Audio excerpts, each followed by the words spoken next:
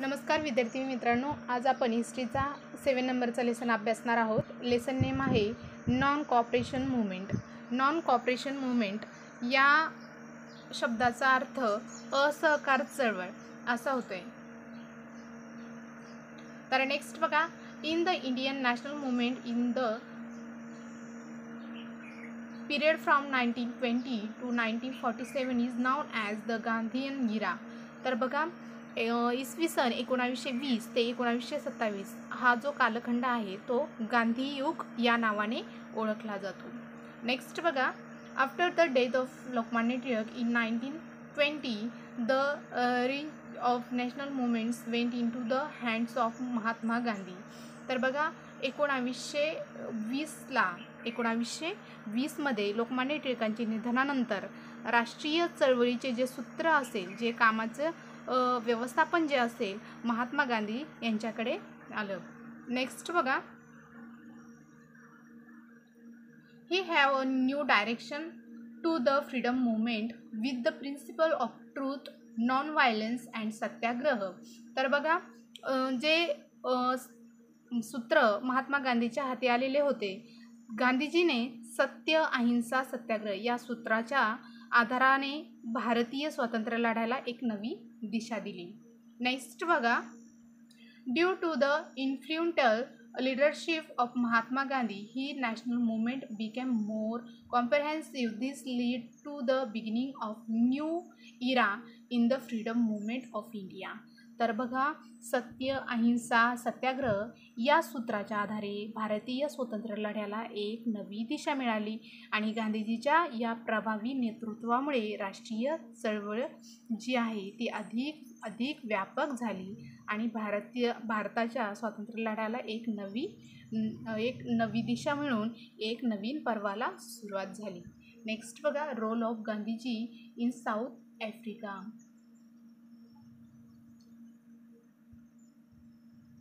तर बघा विद्यार्थी मित्रांनो, Mahatma Gandhi went to South Africa for some legal work in 1993. तर बघा, महात्मा गांधी काही कामानिमित्त 1893 मध्ये वकिलीच्या कामानिमित्त ते दक्षिण आफ्रिकेला गेले होते.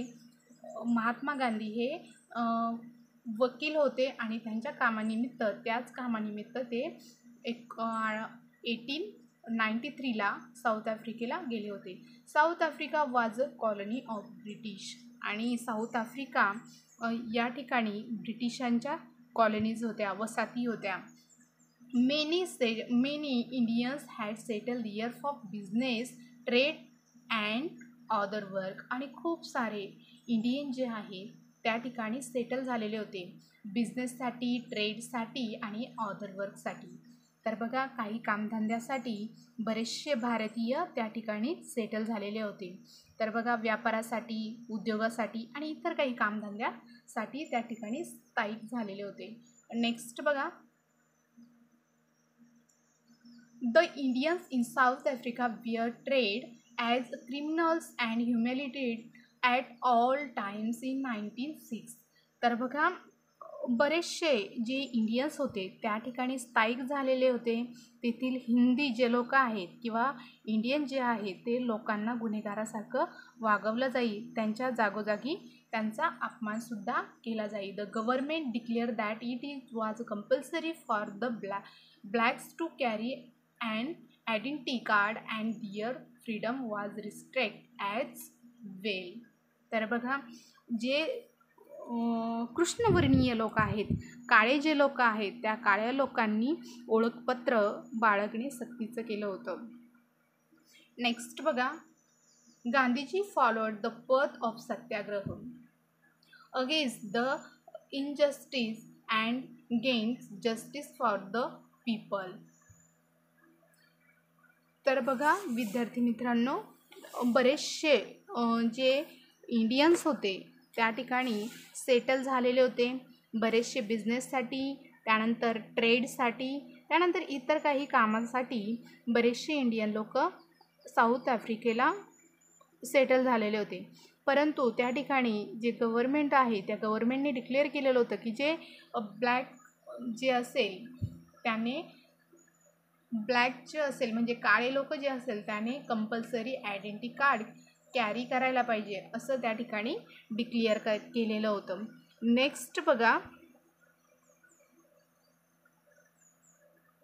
Gandhiji followed the path of Satyagraha against the injustice and gain justice for the people. तर बघा, अन्यायाविरुद्ध गांधीजीने सत्याग्रहाच्या मार्गाने तेथील लोकांना न्याय मिळवून दिला. Gandhiji arrive in India. तर बघा, गांधीजी भारतात आगमन. On 9th January 1915, Gandhiji returned to India from South Africa as suggested by Gopal Krishna Gokhale.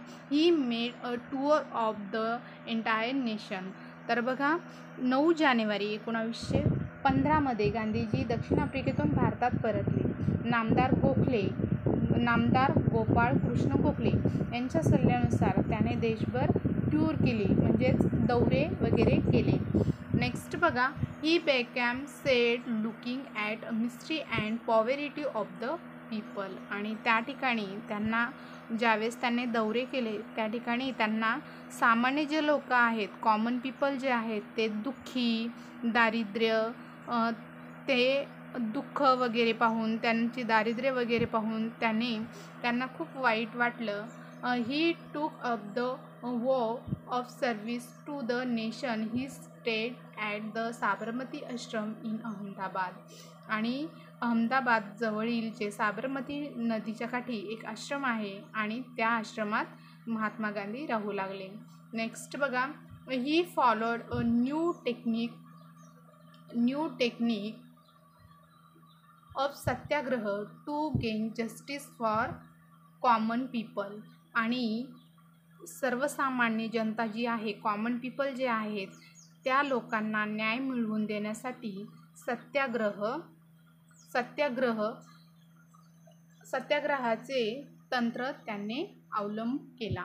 Next बघा, फिलॉसॉफी ऑफ सत्याग्रह. आता फिलॉसॉफी ऑफ सत्याग्रह म्हणजे सत्याग्रहाचे तत्वज्ञान. फिलॉसॉफी म्हणजे तत्वज्ञान.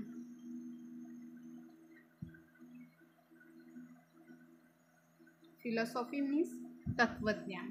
तर नेक्स्ट बघा, Gandhiji brought in novel technique of satyagraha in the popular movement.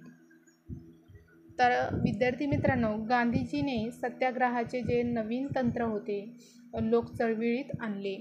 Technique म्हणजे तंत्र. नेक्स्ट बघा, सत्याग्रह मीन्स इन्सिस्टन्स ऑफ ट्रूथ. आणि सत्याग्रहाचा अर्थ सांगितला आहे त्यांनी. सत्याग्रह म्हणजे सत्याग्रह म्हणजे सत्याचा मार्ग किंवा सत्याचा. Satyagraha means insistence of truth. The main objective of satyagraha is through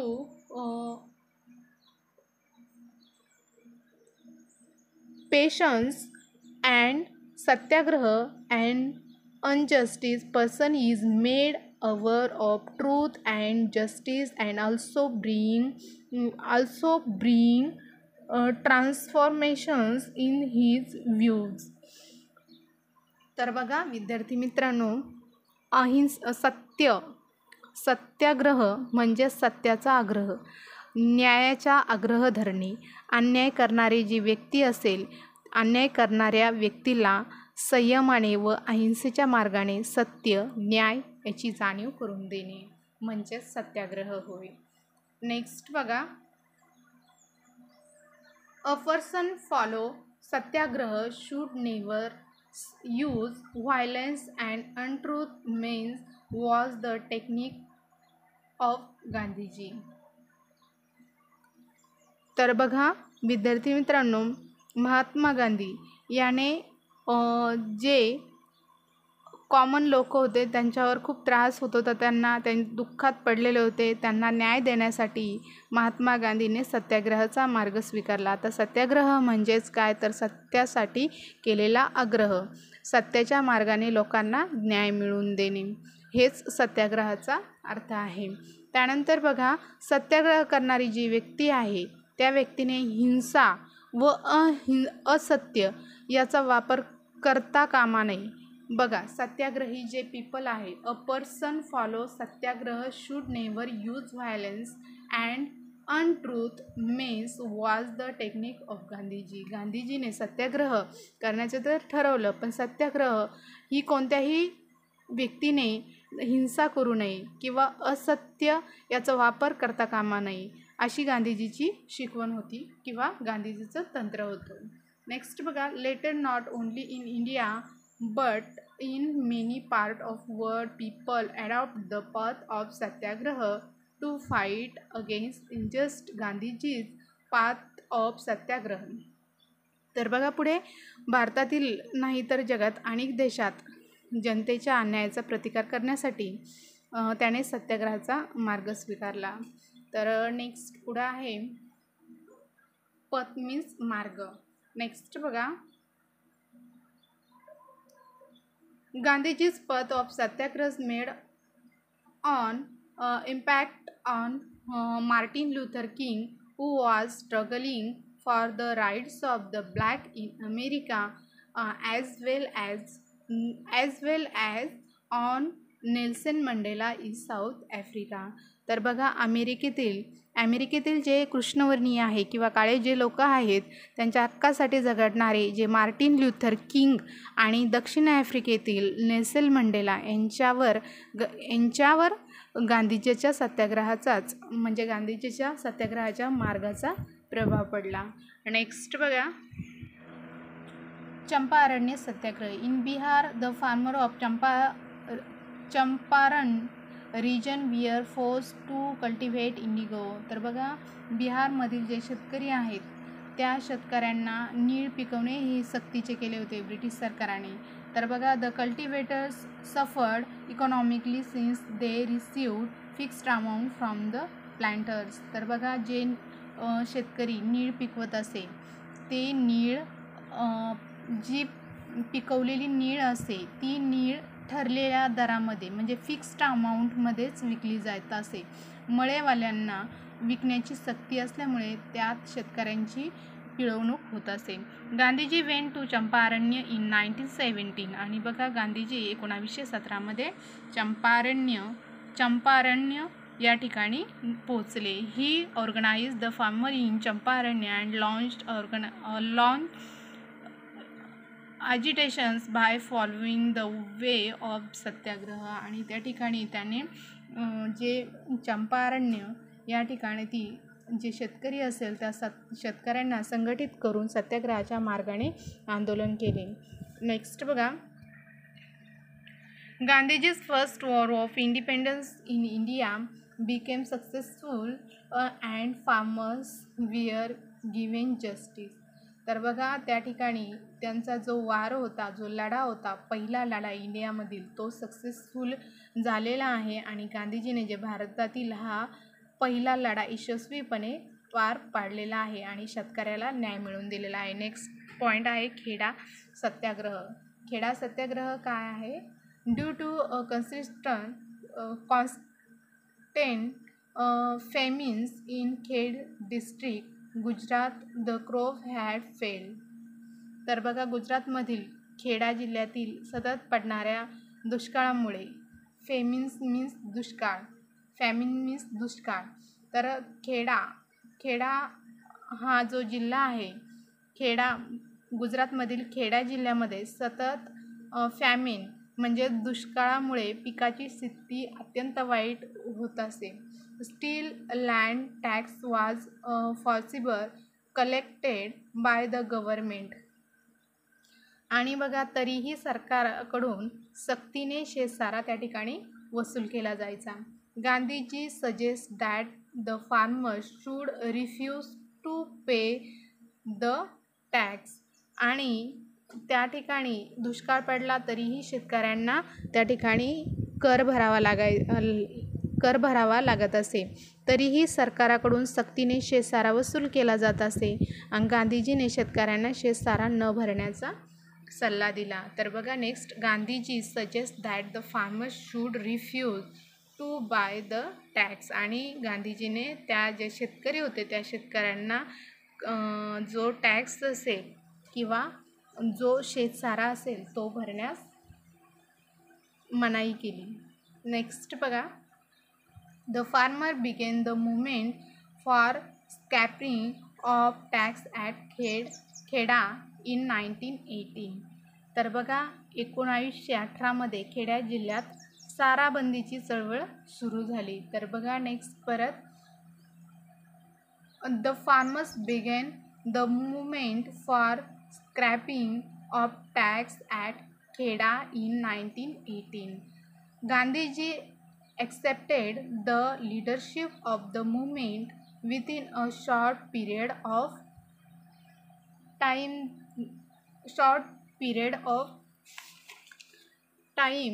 The government suspended the tax. तर बघा त्या ठिकाणी शेतकऱ्यांना टॅक्स भरावा लागायचा. त्या ठिकाणी 1918 म्हणजे 1918 खेडा जो जिल्हा आहे त्या जिल्ह्यात साराबंदीची चळवळ सुरू झाली. गांधीजीने चळवळीचे प्रभावी नेतृत्व स्वीकारले आणि अल्पावधीच काळामध्ये सरकारने शेतसारा शेतकऱ्यांना माफ केला. Next, workers movement at Ahmedabad. अहमदाबादचा कामगार लढा. During the first world war there was a great influence. Mill workers demanded for raising in salary. तर पहिल्या महायुद्धाच्या काळात महागाई खूप वाढली होती. गिरणी कामगारांनी वेतन वाढ मागणी केली. But the mill owners rejected this demand. आणि ही जी मागणी होती मिल वर्करची ती जे ओनर होते मिल ओनर त्याने रिजेक्ट केली होती. As per Gandhiji's advise the works went on hunger strike. आणि गांधीजीने त्यांना ॲडवाईज केलं की बुवा तुम्ही उपोषण करा, म्हणजे हंगर स्ट्राईक, भूक हडताळ करा. Finally the mill owners had to back off and the salary of worker was increase. आणि फायनली जे मिल ओनर आहे त्या ओनर्सनी जे मिल वर्करच्या मागण्या ज्या होत्या डिमँड त्या मान्य केल्या आणि त्यांचं जे पेमेंट होतं ते वाढवलं, इन्क्रीज केलं म्हणजे वाढवलं. सत्याग्रह अगेन्स्ट रौलेट ॲक्ट. रौलेट कायद्याविरुद्ध सत्याग्रह. तर बघा in the first world war the India had help the British. पहिल्या महायुद्धामध्ये इंडियननी ब्रिटिशांना मदत केली. नेक्स्ट बघा, the India's feel that after the world war is over there will be a system of government for taking decision for well being. तर बघा पहिल्या महायुद्धात भारतीयांनी ब्रिटिशांना मदत केली. युद्ध संपल्याच्या नंतर भारतीयांच्या हिताचे निर्णय घेतले जातील. त्यानंतर system of government for taking decision म्हणजे भारतीयांच्या हिताचे निर्णय घेतले जातील, जबाबदार शासन पद्धती आणली जाईल असे भारतीयांना वाटत होतं. तर बघा the Indians feel that after the world war is over there will be a system of governors for taking decision for well-being of the Indians. There was a growing unrest among the Indians regarding the increasing price, tax, etc. तर बघा भारतातील जी जनता होती ती वाढत्या किमती, वाढलेले tax वगैरे जे असेल त्यामुळे शासनाविरुद्ध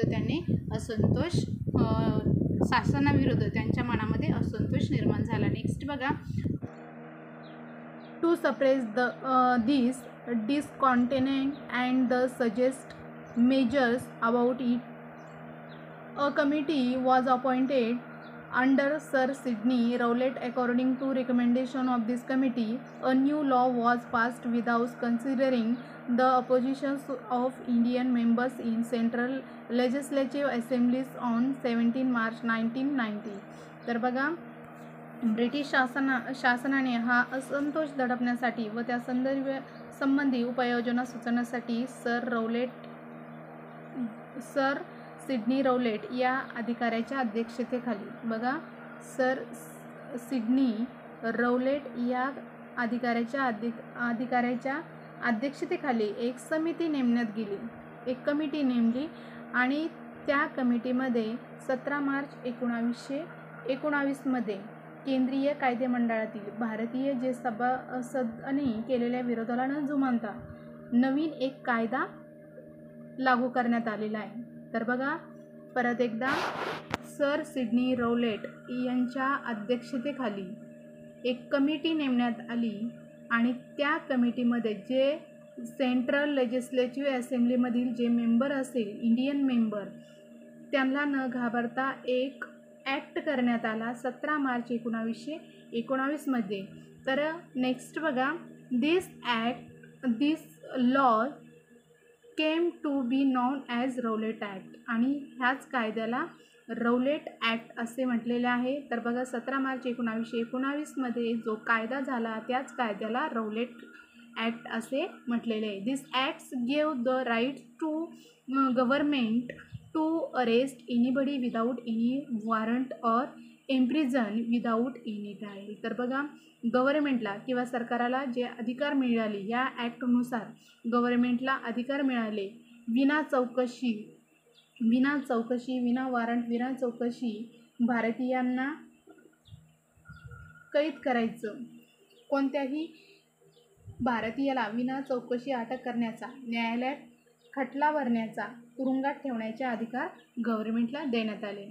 appeal was prohibited against the punishment given through this act आणि या कायद्यानुसार सरकाराला या कायद्यानुसार शिक्षेविरुद्ध अपील करण्यास मनाई करण्यात आली. भारतीयांनी या कायद्याला काळा कायदा असे म्हटलेले आहे. The Indians call this act as black act and tide the anger arouse all over India against this act. आणि बघा या 1919च्या काळ्या कायद्याचे म्हणजेच ब्लॅक कायद्याचे, ब्लॅक ॲक्टचे पडसाद पुऱ्या भारतामध्ये पसरली. नेक्स्ट बघा, गांधीजी लॉन्च अ सत्याग्रह. गांधीजीने एक सत्याग्रह लॉन्च केला on 6 April 1919. He appeal to the Indians to follow hartal all over India against the act. तर बघा 6 एप्रिल 1919 महात्मा गांधीने सर्व लोकांना अपील केलं आणि गांधीजीने या कायद्याविरुद्ध सत्याग्रह पुकारला 6 एप्रिल 1919 रौलेट कायद्याला विरोध करण्यासाठी देशव्यापी हरताळ पाळण्यात आला. नेक्स्ट बघा, he appeal to the Indians to follow hartal all over India against the act. India's respond to this appeal on large scale. तर बघा 6 एप्रिल 1919 जो रौलेट कायद्याला विरोध करण्यासाठी देशव्यापी हरताळ पाळण्यात आला आणि या आव्हानाला भारतीयांनी मोठ्या प्रमाणात प्रतिसाद दिला. जालियनवाला बाग मॅसकर म्हणजे जालियनवाला बाग हत्याकांड. The movement that aroused against the Rowlatt act took over the fierce from the province of Punjab. तर बघा रौलेट कायद्याविरुद्धमध्ये पूर्ण पंजाबमध्ये सगळीकडं असंतोष वाढलेला होता. नेक्स्ट बघा, Amritsar became the main centre of this movement आणि या मुवमेंटचं सेंटर हे अमृतसर प्रमुख होतं. The government had started the spate of suppressions. Gandhiji was prohibited from entering the province of Punjab आणि गांधीजीला जे प्रोव्हिन्स आहे पंजाब त्या पंजाबमध्ये एंट्री करण्यास बंदी घातलेली होती. त्यानंतर जनरल डायर issue order of ban on public meeting in Amritsar आणि जनरल डायर याने पब्लिक मीटिंगवर पण बंदी घातलेली होती, बॅन केलेली होती. बॅन म्हणजे बंदी घालणे, पब्लिक मीटिंगवर डायर यांनी बंदी घातलेली होती. नेक्स्ट बघा, मीटिंग इन अमृतसर म्हणजे अमृतसर या ठिकाणी पब्लिक मीटिंग घेता येणार नाही त्यावर बंदी घातलेली होती. Important leaders like sir Satyapal and doctor were arrested from their involvement in Amritsar hartal case. आणि या केसमध्ये अमृतसर या ठिकाणी जो हरताळ पाळण्यात आलेला होता त्या हरताळमध्ये जे प्रमुख लीडर्स होते सत्यपाल आणि किचलू यांना अरेस्ट केलेले होते. नेक्स्ट बघा, as a protest against this on 13 April 1990 on a Baisakhi day the people of Amritsar assemble at a place named Jallianwala Bagh. General डायर arrived with the arm force.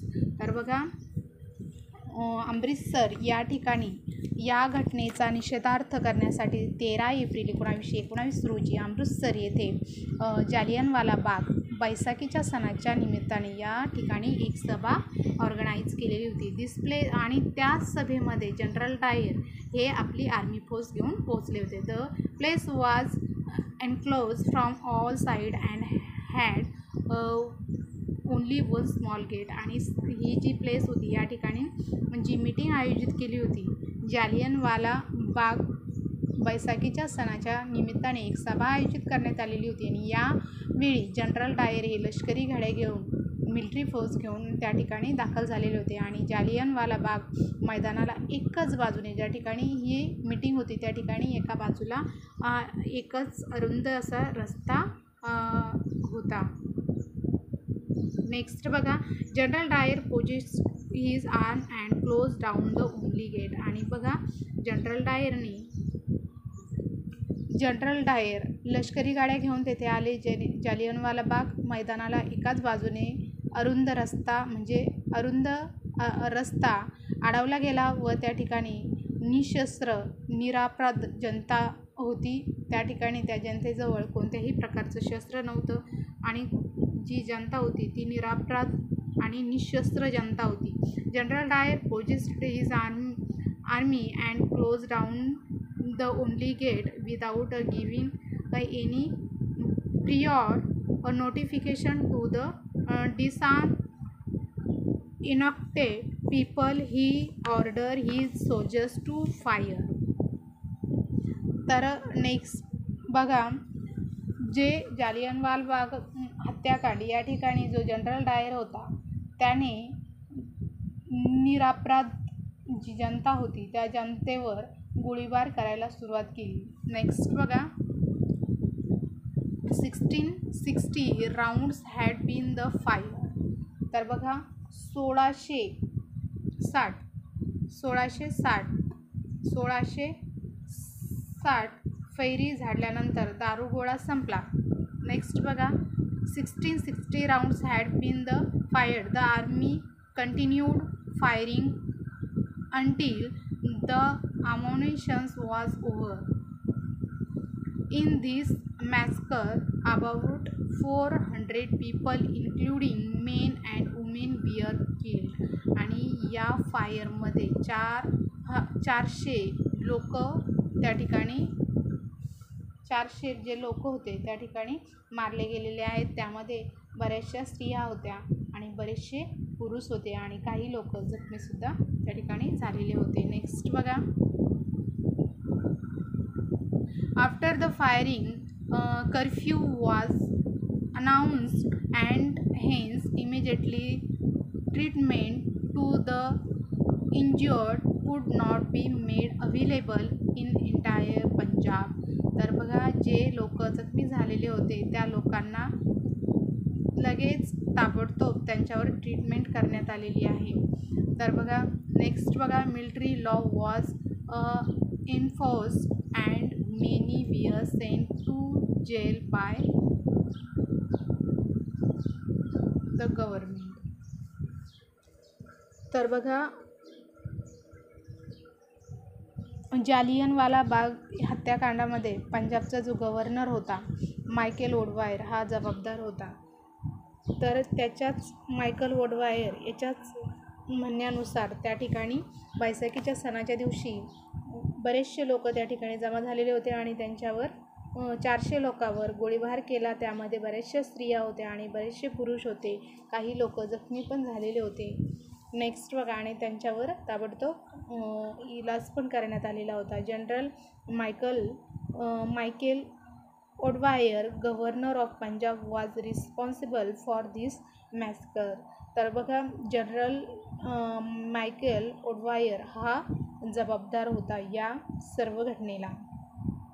All over India there was a protest against this act. As a protest against this massacre Rabindranath Tagore give away from title of sir bestowed on him by the British government. आणि याचा निषेध म्हणून रवींद्रनाथ टागोर याने British सरकारने दिलेली sir जो किताब होता त्याचा त्याग केलेला आहे. पुढे general Michael O'Dwyer governor of Punjab was responsible for this massacre. बघा जालियनवाला बाग हत्याकांड या घटनेला जबाबदार पंजाबचा गव्हर्नर मायकल ओडवायर हा होता. All over India there was a protest against this act. आणि या हत्याकांडाचा निषेध सर्वत्र पसरला गेला. त्यानंतर massacre Rabindranath Tagore gave away the title of sir bestowed on him by the British government. आणि ब्रिटिश गव्हर्मेंटने रवींद्रनाथ टागोरांना दिलेली सर पदवीचा त्याने त्याग केला. नेक्स्ट बघा